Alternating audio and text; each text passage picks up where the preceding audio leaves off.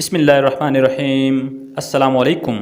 खुराक तहज़ीब का तीसरा बड़ा अंसर होती है।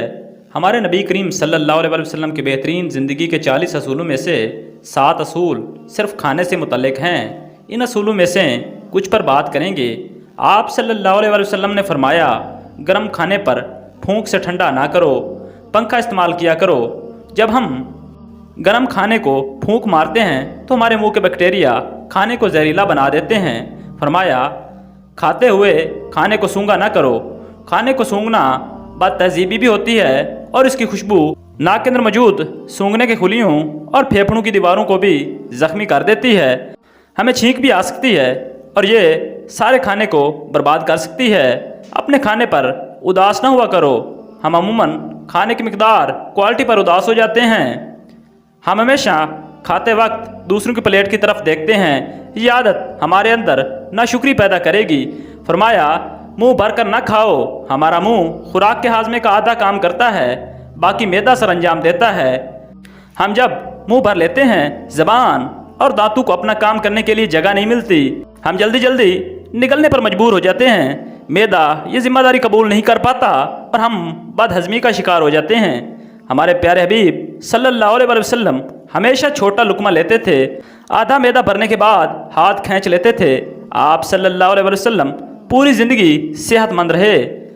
आप सल्लल्लाहु अलैहि वसल्लम के सहाबा ने भी ये आदत अपना ली। चुनाचे मदीना के तबीब बेरोज़गार हो गए और खजूरों की तिजारत करने लगे। फरमाया, अंधेरे में मत खाओ। अंधेरे में खाना खाने से खाने में कीड़े मकोड़े मिलने का खदशा होता है। दूसरा, रोशनी का खाने के साथ गहरा ताल्लुक़ होता है। हमेशा रोशनी में खाया हुआ खाना ज़्यादा एनर्जी देता है। आप सल्लल्लाहु अलैहि वसल्लम ने फरमाया, चलते हुए बार बार पीछे मुड़कर ना देखो। बार बार पीछे मुड़कर देखना एक नफ्सियाती बीमारी है। ये बीमारी खौफज़दा, डरे और सहमे हुए लोगों में कामिल है। हम जब चलते हुए पीछे मुड़कर देखते हैं तो हम उस बीमारी का शिकार होते चले जाते हैं। पीछे मुड़कर देखने से हमारी तवज्जो का भी बढ़ जाना, एक्सीडेंट का खतरा भी पैदा होता है। हमारी रफ्तार आधी रह जाती है। हम बिला वजह दूसरे लोगों को अपनी तरफ मुतवज्जा भी कर लेते हैं। फरमाया, एड़ियाँ मारकर न चलो। एड़ियाँ मारकर चलने के दौरान तकब्बुर की निशानी है और तकब्बुर मुसलमानों को शोभा नहीं देता। हमारे पाँव का हमारे दिमाग के साथ गहरा ताल्लुक़ होता है। एड़ियाँ मारने से हमारे दिमाग की चूलें हिल जाती हैं और दिमाग कमज़ोर हो जाते हैं। फरमाया, किसी के बारे में झूठ ना बोलो। हम अगर सिर्फ झूठ बंद कर दें तो मुआशरा हर किस्म की बुराइयों से पाक और साफ़ हो जाता है। झूठ के बाद गलत फहमी मुआशरे की सबसे बड़ी बुराई है। हम जब गुफ्तगू में वाज़े नहीं होते तो गलत फहमियाँ पैदा होती हैं जो कि मुआशरती बिगाड़ का बायस होती हैं। जब भी बोलें बुलंद, वाज़े और साफ बोलें। आप सल्लल्लाहु अलैहि वसल्लम ने फरमाया, अकेले सफ़र न किया करो।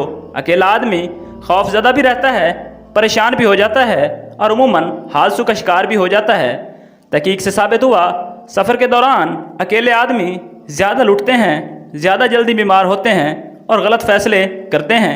चुनाचे जब भी सफ़र करें, 1 या 2 लोगों के साथ सफ़र करें।